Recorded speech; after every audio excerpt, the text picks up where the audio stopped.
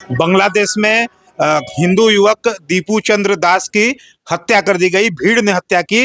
हालांकि जांच में यह सामने आया कि पुलिस ने कहा कि उसने इस निंदा का ऐसा कोई आरोप उनके ऊपर नहीं मिला था।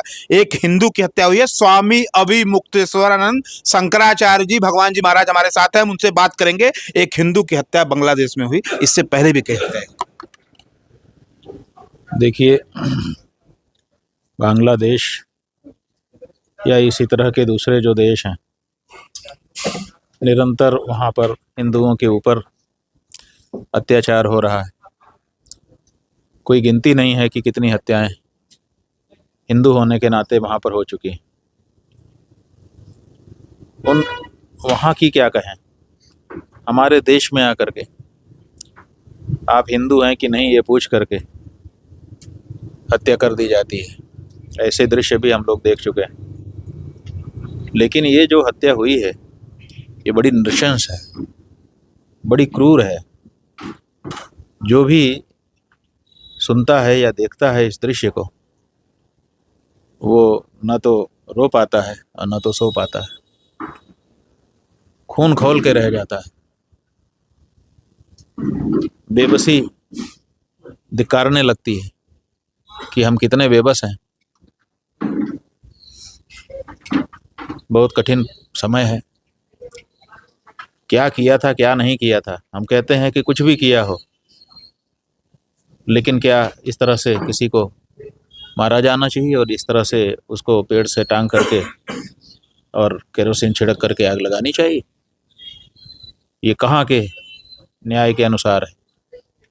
ये लोग कहते हैं कि हम इस्लाम के अनुयायी हैं, हिंदू को मार रहे हैं और हम मुसलमान हैं। अगर यही इस्लाम है तो फिर तो इस्लाम के बारे में हम लोगों की धारणा को बिल्कुल बदलना पड़ेगा। ये धर्म नहीं हो सकता, ये मजहब भी नहीं हो सकता, ये इस्लाम भी नहीं हो सकता। इसलिए मारा तो हिंदू गया है। देखो, हिंदू मारे जाने पर जो उसका शरीर गया उसकी पीड़ा हम लोगों को है, लेकिन हमारे यहाँ तो आत्मा अजर अमर है। नैनम छिंदन्ति शस्त्राणि नैनम दहति पावकः न चैनम क्लेदयन्त्यापो न शोषयति मारुतः। हमारे यहाँ आत्मा को मारने की ताकत किसी में नहीं है। तो हिंदू तो आत्मसमन्वित होकर के रहता है, और धर्म के लिए अगर उसको मारा गया जैसा कि कहा जा रहा है, तो अंतिम समय तक इसका मतलब वो धर्म पर दृढ़ रहा, तभी तो मरने की नौबत आई।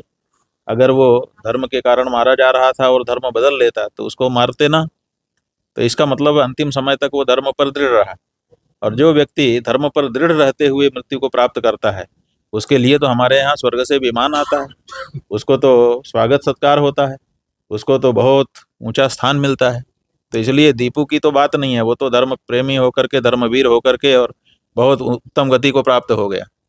लेकिन जिन लोगों ने धर्म के नाम पर उसको मारा, वो बताएं कि वो कैसे धार्मिक हैं।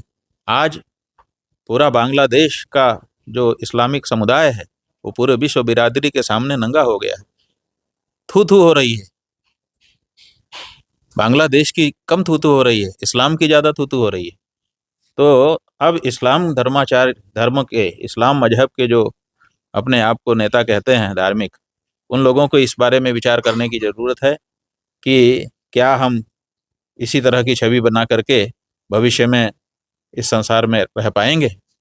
तो बहुत बड़ा प्रश्न चिन्ह बांग्लादेश की जो शासन व्यवस्था है, इस समय के जो वहाँ के मुखिया हैं उनके ऊपर, और साथ ही साथ वहाँ के जो इस्लाम के अनुयायी मुसलमान हैं उनके ऊपर प्रश्न चिन्ह खड़ा हो गया है।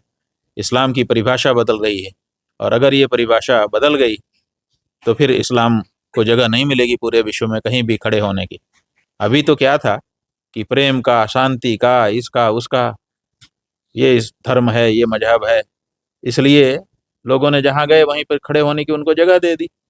भारत में कैसे पनप गए, यहाँ सूफी आए कि हम तो शांति का संदेश लेके आए हैं, हम तो प्रेम का संदेश लेके आए हैं, हम तो बड़ा उदार हृदय रखते हैं। तो कहा भाई आओ, तुम भी आओ। लेकिन जब ये चेहरा दिखाई देगा इस्लाम का, इस चेहरे को पूरी दुनिया में कहीं खड़े होने की जगह नहीं मिलने वाली है। तो इस बारे में सचेष्ट होना चाहिए उन लोगों को। सनातन धर्म के सबसे बड़े धर्मगुरु आप हैं। इस समय वर्तमान सरकार को क्या करेंगे? जो हिंदू आज नहीं है, इससे पहले भी आपने बांग्लादेश से कई लोग आपके यहाँ आए थे, आपके शरण में आए थे, मैंने देखा था, मैं कवर भी किया था। तो इस पे आप क्या कहेंगे? आपकी क्या राय है? सरकार को क्या मार्गदर्शन देंगे? बात यह है कि सरकार मार्गदर्शन कहाँ मान रही है। हमने पहले ही जब ये घटनाएं हो रही थी बांग्लादेश में, जब शेख हसीना को वहाँ से हटाया गया था, हमने कहा था कि भारत में उनको मत रखो। भारत में रखोगे तो भारत के प्रति बांग्लादेश के लोगों को मन में क्षोभ रहेगा कि हमने जिसको भगाया उसको ये लोग शरण देते हैं, इसलिए शत्रु का शत्रु भी शत्रु ही हो जाता है, शत्रु का मित्र भी शत्रु ही हो जाता है। तो शेख हसीना को आपने यहाँ बसा के क्यों रखा है? कहाँ माना सरकार ने? अब इतना ही नहीं है, कोई कड़ा कदम भी नहीं उठा रहे हैं, वो भी नहीं है। वहाँ से भाग करके जो हिंदू भारत में शरण लेने के लिए आ रहे हैं उनको आने भी नहीं दे रहे हैं, उनके ऊपर लाठी बरसा रहे हैं। तो भारत की सरकार तो बिल्कुल मान ही नहीं रही है इस बात को कि हमें इस बारे में कोई कड़ा कदम उठाना चाहिए। और हिंदू मारे जा रहे हैं और अपमानित हो रहे हैं, लांछित हो रहे हैं। तो ये सरकार के रवैये से निराशा है हम लोगों को। सरकार दावा करती है राम मंदिर बनवाए, हिंदुओं की दावा करती है, स्वघोषित हिंदू हृदय सम्राट भी अपने आप को कहती है। क्या कारण है कि सनातन धर्म के 4 सबसे बड़े धर्मगुरु भारत में इस समय हैं, उनके मार्गदर्शन पे, उनकी बातों को सरकार क्यों नहीं मान रही है?